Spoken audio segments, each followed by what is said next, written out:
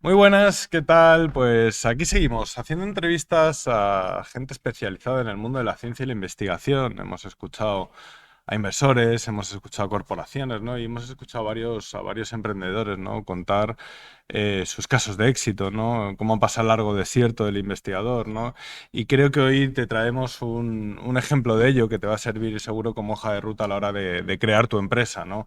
Me acompaña una gran amiga, ella es Nuria Pastor, la CEO y cofundadora de la que era conocida como Humanity Care y ahora conocida como Vitalera. Muy buenas, Nuria, ¿qué tal? ¿Cómo Muy estás? buenas, buenos días, Chema. Estoy muy contenta de volver a vernos. Otra entrevista más que te hago. Eso es. Esta quiero que sea más pedagógica, si cabe, de compartir el conocimiento que tienes dentro, que es mucho, y que cuentes tu experiencia, Nuria. Pero antes de nada, ubícanos un poco. ¿Quién es Nuria Pastor? ¿Cómo llega a crear la compañía? Que, como hemos dicho, ahora has tenido que hacer un rebranding. Ahora nos comentarás por qué.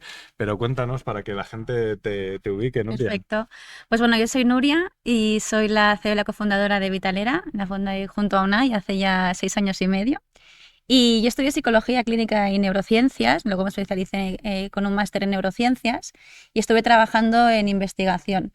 De hecho, es curioso porque yo presenté mi trabajo de fin de grado en Vancouver, en un congreso sobre calidad de vida, porque mi trabajo iba sobre medir la calidad de vida en niños con problemas pues de déficit de atención y de aprendizaje, y me encontré a los que iban a ser mis jefes luego del Hospital del Mar, ¿no? Entonces, luego cuando volví de Vancouver, trabajé para ellos en investigación epidemiología y al final ya de mi estancia allí, pues estuve en el área de salud digital, que me apasionó con proyectos muy chulos que hacíamos.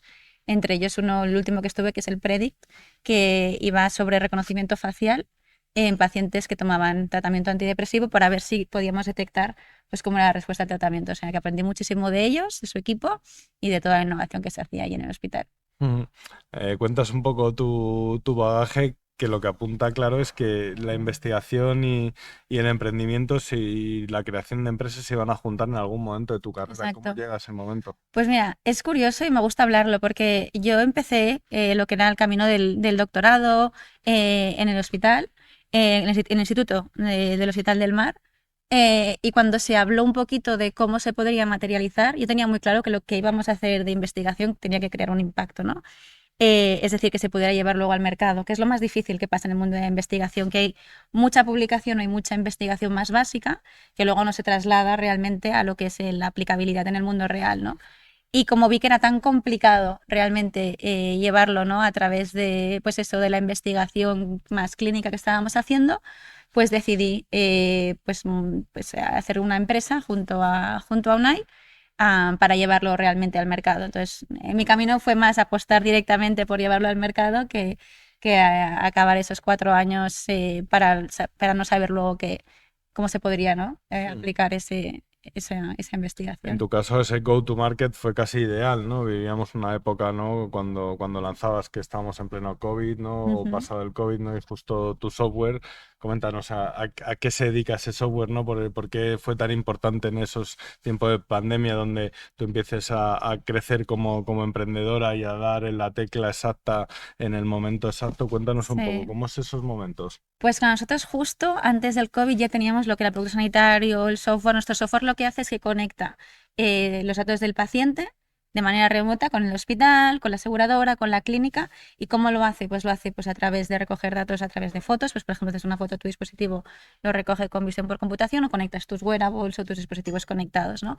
Y toda esa información, en vez de que la tenga que leer el equipo de enfermería, te la sintetiza el software y te genera alertas diciendo, aquí, cuidado porque este paciente puede deteriorarse, ¿no? Entonces, claro, durante la pandemia fue el momento donde más pusimos en valor nuestra propuesta como compañía. Yo me acuerdo de que habían hospitales que, y esto lo voy a recordar toda mi vida, que no podían atender sus pacientes porque les habían quitado pues sus salas, ¿no? De rehabilitación cardíaca y tal para atender a pacientes COVID y teníamos cada hora videollamadas, uso de la plataforma, uso por el chat y bueno, fue una manera de realmente pues dar sentido a lo que estábamos haciendo y pues hacernos incluso más suertes como equipo, como visión y como todo. Cuéntanos un poco, ¿por qué Vitalera? ¿Por qué la creas? Muy bien.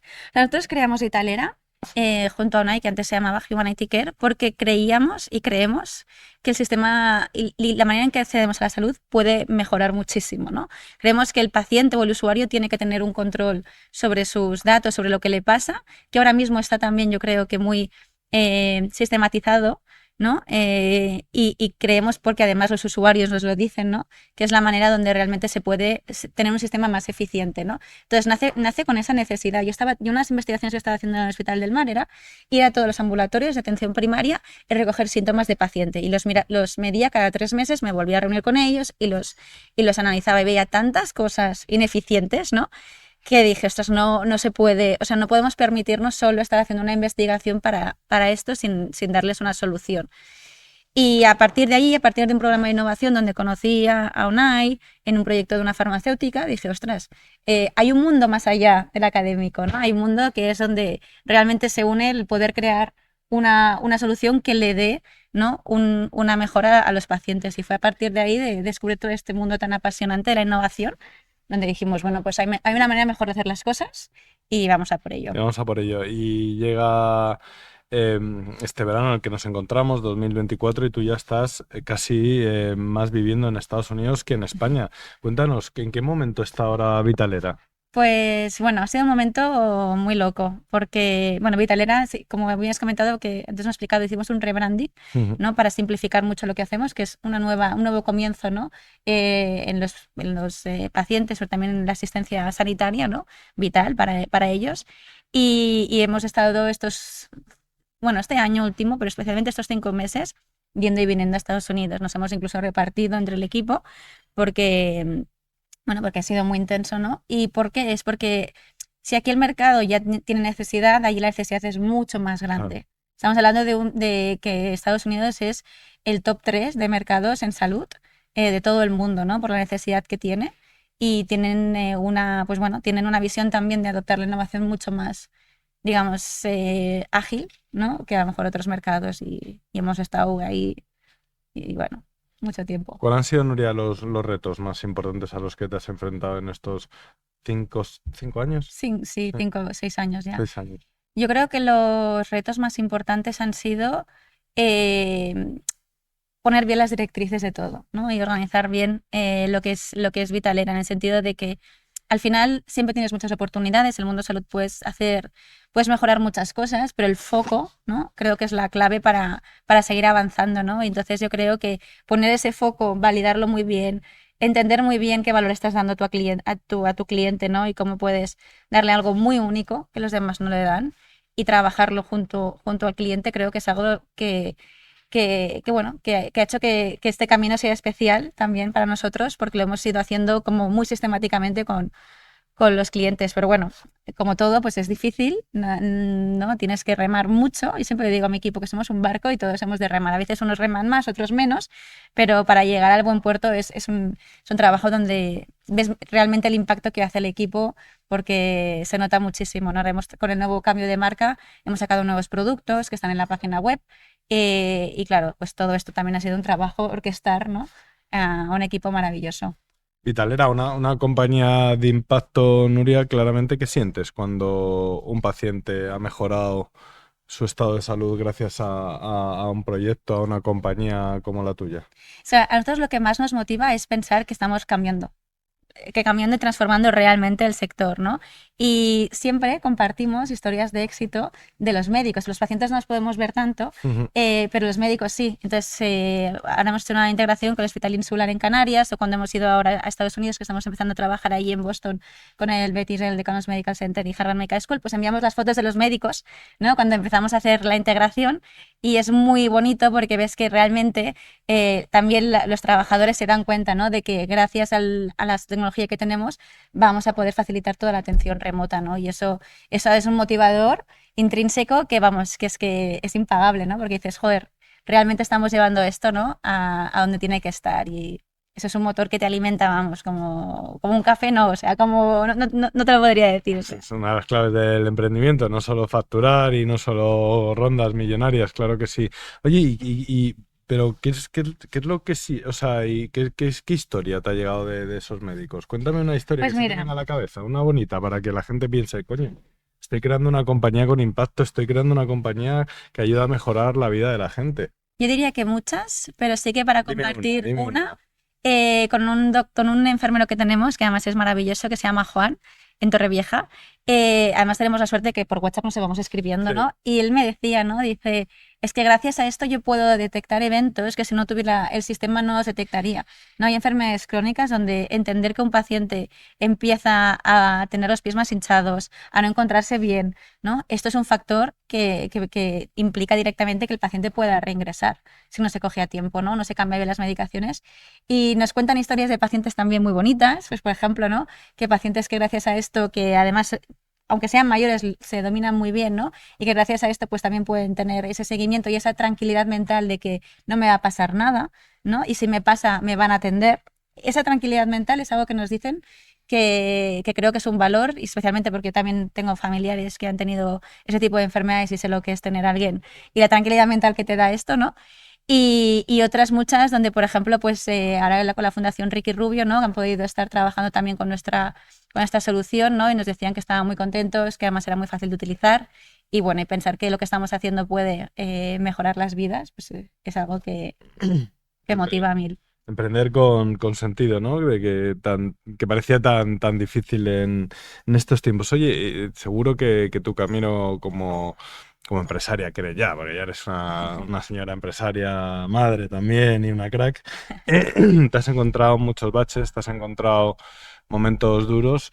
Nuria, ¿cuál es el momento más duro que identificas y cómo lo solucionaste en esta carrera que llevas hecha con Vitalera? Que me gusta hasta el nombre, es que tienes hasta buen gusto, tenéis ahí en el equipo para nombrar a vuestra compañía, ¿no? Pero cuéntame un poco. Pues yo creo que los retos más difíciles que ha tenido Vitalera es, o yo personalmente como empresaria Mm. emprendedora, es saber manejar la incertidumbre, ¿no? Muchas veces cuando estás transformando cosas y comienzas, digamos, en un sector más de cero, tienes que enfrentarte a muchas cosas nuevas, ¿no? Y muchas veces no sabes lo que va a pasar. Por eso es muy importante tener como buenas señales, ¿no?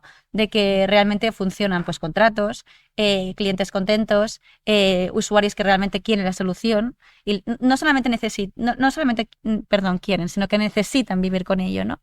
Entonces, manejar la incertidumbre yo creo que es lo más complicado de emprender, porque te puede ir muy bien, pero puede ser que pasen X cosas, ¿no? Como el otro día que cayó Microsoft, ¿no? Nadie te asegura nada. Entonces, esa constante manera de pensar, es que yo me voy a dormir y me levanto pensando en mi familia y pensando también en Vitalera, ¿no? Y eso es porque mi estilo de vida o mi manera de pensar en el trabajo es porque me apasiona. Es muy Vitalera. Exacto, muy vital. Pero bueno, pues hay muchos retos y hay muchas incertidumbres, pero lo importante es encontrar soluciones rápidas a, vale, pues están estos problemas, ¿cómo los puedo resolver? Pero no te acuerdas de ningún momento. Momentos duros, mira, uno de los más duros fue en el 2022, justo antes de ganar el 4 Years From Now, que además todo era bonito, luego Sí, nos sí. pusieron un montón tal, y yo pensaba, joder, que nos había dado Europa un proyecto bastante gordo, pero se retrasaba y se retrasaba y retrasaba. Entonces, claro, nosotros teníamos que cumplir con nuestro plan y este proyecto no llegaba porque fuimos uno de los primeros en tener este tipo de proyectos, ¿no? Y yo me acuerdo de pues, tener que hablar con la Comisión Europea, de hablar con el Santander, bueno, majísimo porque nos ayudó y nos dijo, oye, yo te anticipo, tranquila, no sé qué, pero claro, todas estas circunstancias que te quitan totalmente de tu zona de confort, yo al final El venía, foco, ¿no? exacto, y foco, pues las tienes que vivir y alguien las tiene que hacer, es lo que le digo a mi equipo, pues si alguien las tenga que hacer, ya las hago yo, pero al final es gestión, no deja de ser gestión, ¿no? Entonces, este momento sí que lo recuerdo crítico porque teníamos un plan que además a mí, lo miro retrospectivamente, estamos en 24 y pienso, jo, en aquel momento era como ostras, ¿no? Y tal. Y ahora lo veo y digo, bueno, pues es que no era para tanto, ¿no? Pecata Entonces, minuta. exacto, sí, sí. Oye, y coméntame un poco, ¿qué componente de investigación tiene Vitalera? Nosotros sí. ¿Y qué grado le has dado tú siempre de importancia al tema de la investigación y la ciencia?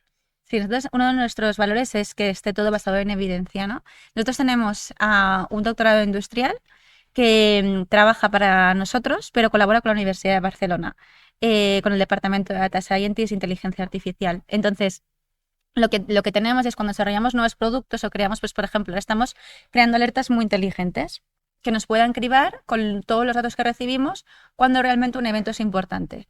¿Y qué significa que sea importante? Pues que para esa enfermedad y por los datos y las alertas que vamos registrando, porque lo bueno de nuestro producto es que o sea, se registra qué pasa con la alerta. Por ejemplo, ostras, he recibido una alerta de que el paciente está saturando muy alto o que tiene un problema realmente con su tensión y tomo una acción. Pues le cambio la medicación o le doy esta indicación. Nuestro software traquea esto. Entonces, el equipo de Data Scientist lo que hace es analizar qué alertas son las mejores, ¿no? Entonces, claro, esto es una parte de R&D o de desarrollo, llámalo como quieras, que se tiene que hacer previo. Es decir, tú tienes que hablar con los médicos, tienes que crear un protocolo, tienes que definir en algunos casos un ensayo clínico, porque no dejamos eso en un software médico, ¿no? Y lo que hace este equipo es desarrollar todo lo que es este algoritmo de inteligencia artificial que predice riesgos de recaída, pues a través de la evidencia clínica. Y esto evidentemente tarda tiempo en desarrollarse, o sea, pues que tiene que tener, ¿no? Pues una evidencia y sobre todo un rigor. Y luego, pues claro, publicamos papers, lo registramos en clinicaltrials.gov, que es muy importante. Yo siempre recomiendo que no solo que se registre, sino que también los proveedores de salud busquen, ¿no? La empresa si está registrada en ese tipo de ensayos clínicos, si ha pasado certificaciones. Entonces, toda esta parte la tenemos bastante bien consolidada y hay una parte de nuestra compañía que sí que yo considero que es Deep Tech, ¿no? Porque al final no somos una empresa solo de telemedicina, no somos una empresa de telemedicina como tal. Yo siempre digo que somos una empresa de salud conectada, ¿no? Que puede ayudar a predecir eventos críticos, ¿no? Eso es lo que hace Vitalera bastante único y esa parte es investigación, desarrollo y validación.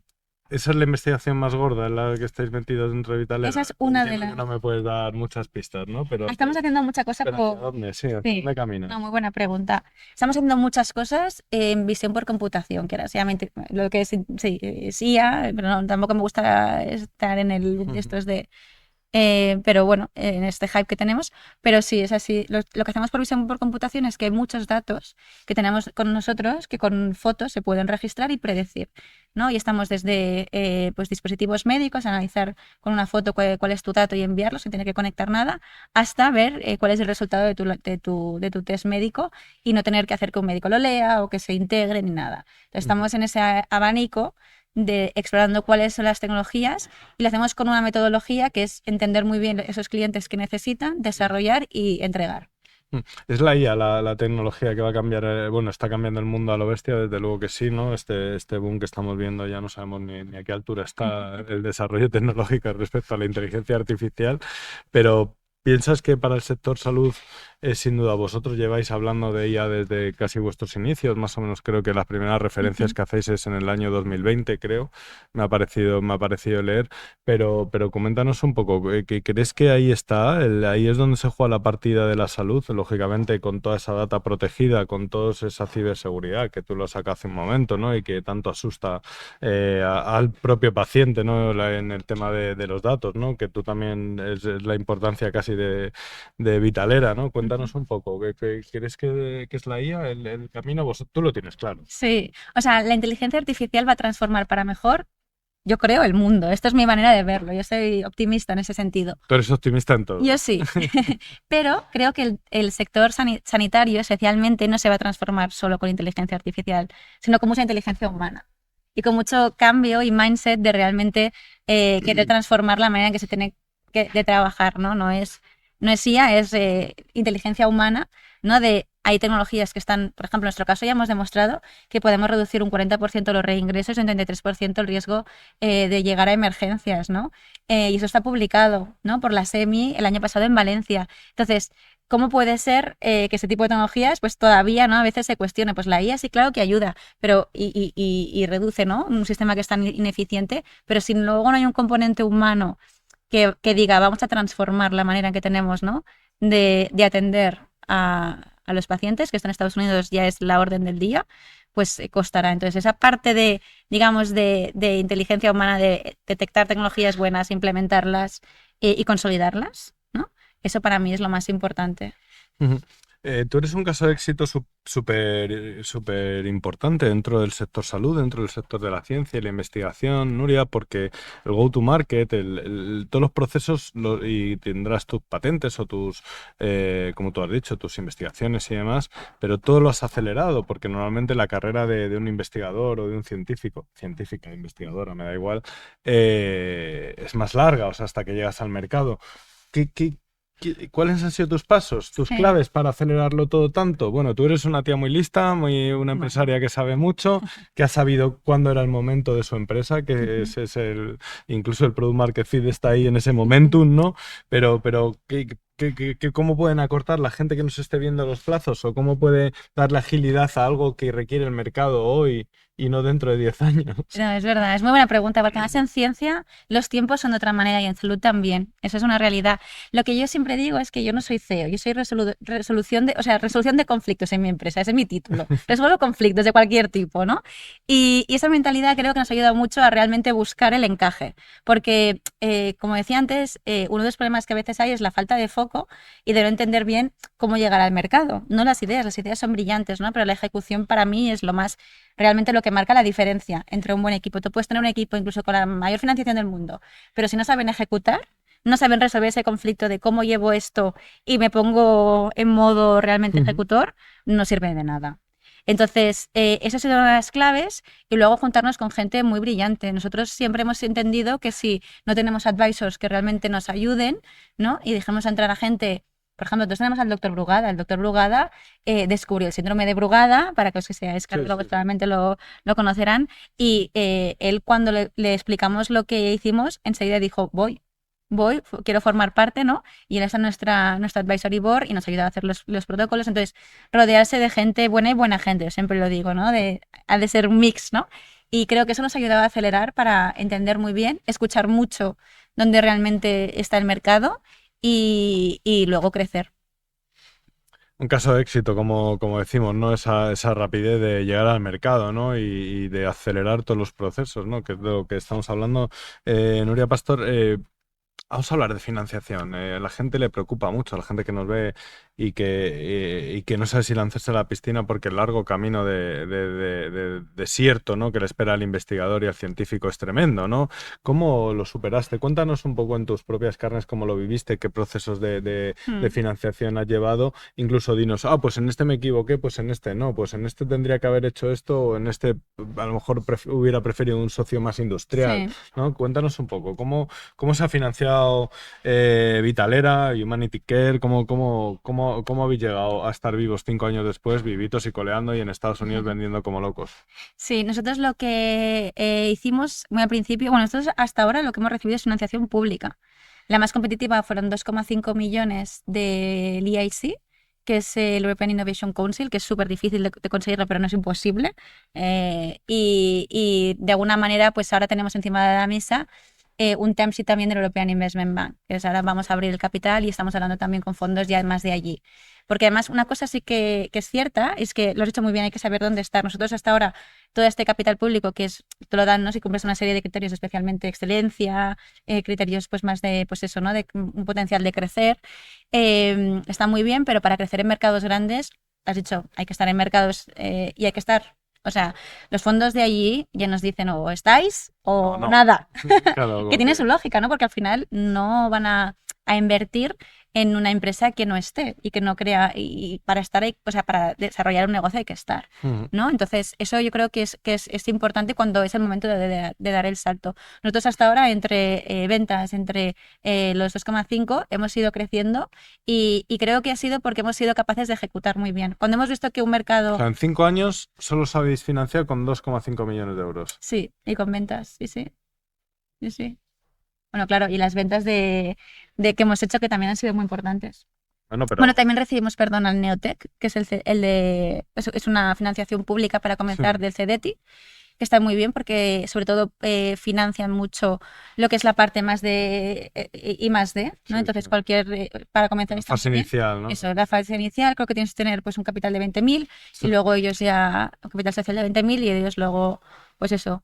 Y bueno, y así hemos ido creciendo con clientes y sobre todo con foco de de querer crecer y ahora que es el momento de crecer, pues tenemos este term sheet encima de la mesa y estamos cerrando. Pero ¿qué pasos identificas tú en la financiación de un proyecto de investigación y de ciencia, más o menos? Depende también mucho de estadio, pero si por ejemplo, si hay Vamos a una empezar desde el vamos principio. a contar fases muy, muy, muy a grande escala, pero más o menos que el que nos esté escuchando o viendo, que sepa qué hoja de ruta seguir. Claro, si es investigación pura y dura, suele pasar que a veces hasta que llega al mercado, pues no hay no hay como una manera de poder vender el producto, pues porque a veces es un desarrollo más de fármacos o de medical devices. Entonces ahí en esa primera fase inicial existen todo ese tipo de ayudas públicas para investigación y creo que es importante poner el foco. Luego hay partners industriales que pueden ayudar muchísimo. Pues partners de la industria farmacéutica, partners que tienen fondos de capital propio, porque a lo mejor son fabricantes de dispositivos. Entonces, todos estos tipos o incluso business angels, ¿no? Todo este tipo, pero especializados, todo ese tipo, digamos, de primera fase seed o pre-seed, digamos, creo que es importante rodearse de gente que sepa, pues business angels que ya hayan hecho algo parecido, family officers que también tengan, pues, por ejemplo, un Vinculación con el negocio. sector Exacto, o eso vayan a es. utilizar tu propio software para Exacto. crecer ellos, ¿no? Eso es. Y luego hay venture capitals también especializados en salud, que porque no hayamos cogido nosotros no significa que sea. Hay gente muy buena y ¿Cuáles son muy. tus favoritos? Ah, me pones en un Mójate, compromiso. mójate. ¿Qué fondos te gustan a A ti? ¿Qué ver, a mí venture me gusta capital te gusta? mucho. Hay gente muy buena, ¿eh? En general, pero es que espero no dejarme ninguno. Pero a mí hay un fondo que sigo mucho, que es Andersen Horowitz en Sí. Estados Unidos, que me gusta mucho la visión que tienen los dos fundadores del fondo. Porque además tienen un podcast y tienen como todo un contenido allí en Estados Unidos que siempre aciertan, ¿no? No creo que vayan a predecir el futuro, ni mucho menos, pero me gusta. Luego también creo que Sequoia es un gran fondo, que es una bendición poder entrar en ellos. Y bueno, y otros muy, muy buenos que también hay aquí. O sea que No te has mojado, algo te has mojado. No mucho, pero algo te has mojado. ¿Qué recomiendas más en el sector salud? ¿Tirar de capital privado o de capital público?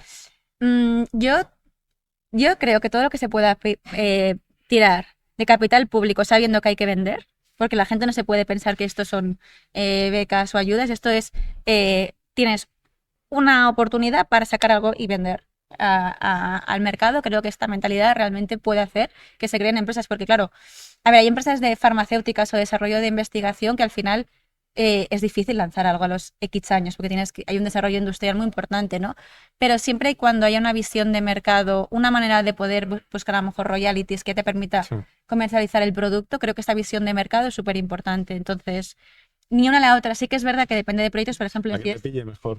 Claro, biotech yo creo que sí que tiene que ser con financiación Pública, pública y luego cuando se pueda coger privada. privada. Incluso hacer partnerships estratégicos con farmacéuticas, con laboratorios, con empresas industriales. Creo que eso es importante en la fase ya un poco más avanzada. Ahí está la clave, claro que sí. Vamos a hablar un poco ahora de internacionalización, de estás viviéndolo ahora en tus propias carnes. ¿Era un proceso que te ha llegado caído del cielo o era un proceso que tú tenías claro que tenías que llevar a cabo? Y cuéntame en el momento que coges el mapa del mundo y dices, vamos a Estados Unidos o vamos aquí, y Sí. cuéntame un poco cómo gestionaste esto. Sí, a ver, es un proceso que hay que analizarlo. Nosotros lo que estuvimos mirando era por qué o dónde estaban creciendo más las compañías de nuestro sector y por qué, ¿no? Entonces hicimos un análisis, cogimos varias regiones y vimos que Estados Unidos eran las más importantes. También es verdad que hay más competencia, ¿eh? Una cosa no quita la otra. Pero sí que vimos que habían maneras de poder entrar siendo una diferenciación pues para lo que se estaba dando a los médicos y la Ujú. competencia. Entonces, después de analizarlo y de ir allí durante un año ida y venida, pues dijimos, vale, tenemos un primer cliente y caso de uso, que es el BDMC, y ahora lo que vamos a hacer es seguir creciendo con otros que ya tenemos también, de North Carolina y de otras regiones, y bueno, y ahora es consolidarlo cuando estemos allí.